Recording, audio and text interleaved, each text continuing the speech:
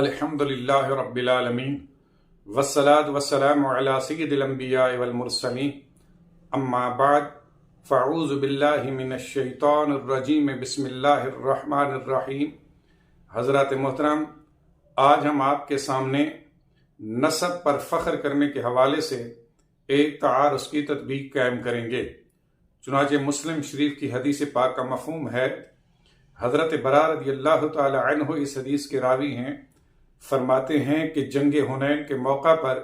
نبی کریم صلی اللہ علیہ وآلہ وسلم نے فرمایا کہ میں جھوٹا نبی نہیں ہوں اور میں عبد المطلب کا بیٹا ہوں۔ اب اس حدیث پاک سے معلوم ہوا کہ نسب پر فخر کرنا از روئے شرع جائز ہے، اور حضور نبی کریم صلی اللہ علیہ وآلہ وسلم نے جنگ حنین پر نسب پر فخر کا اظہار فرمایا، جبکہ اس کے برعکس دوسری حدیث پاک میں مذکور ہے کہ حضور نبی کریم صلی اللہ علیہ وآلہ وسلم نے نسب پر فخر کرنے سے منع فرمایا، اور فرمایا کہ کوئی شخص اپنے نسب پر فخر نہ کرے، کیونکہ تمام انسان حضرت آدم کی اولاد ہیں اور حضرت آدم علیہ السلام مٹی سے پیدا ہوئے۔ اب اس حدیث پاک سے معلوم ہوا کہ نسب پر فخر از ازرو شرع جائز نہیں، اور حضور علیہ السلام نے اس کی ممانعت ارشاد فرمائی، جبکہ اس کے برعکس پہلی حدیث سے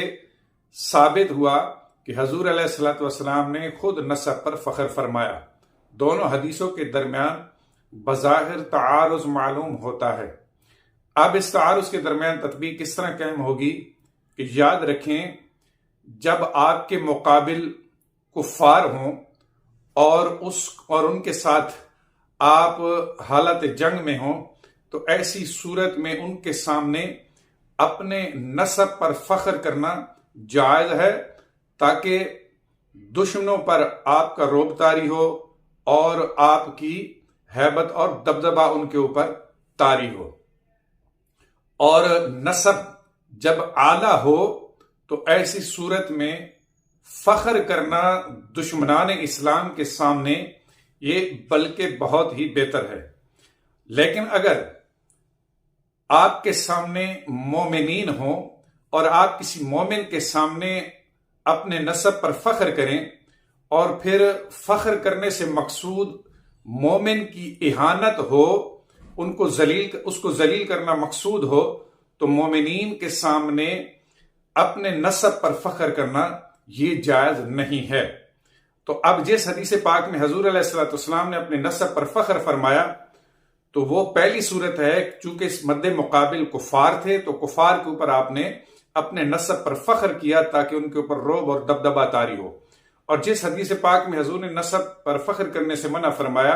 وہ دوسری صورت ہے کہ آپ کے مقابل اگر کوئی مومن ہو، تو کوئی مومن دوسرے مومن کے سامنے اس کو ذلیل کرنے کے لیے اپنے نسب پر فخر نہ کرے۔ اگر اس تطبیق کو تسلیم کر لیا جائے تو احادیث کے درمیان تعارض بھی ختم ہو جائے گا، اور اس حل کے بعد اختلاف بھی ختم ہو جائے گا۔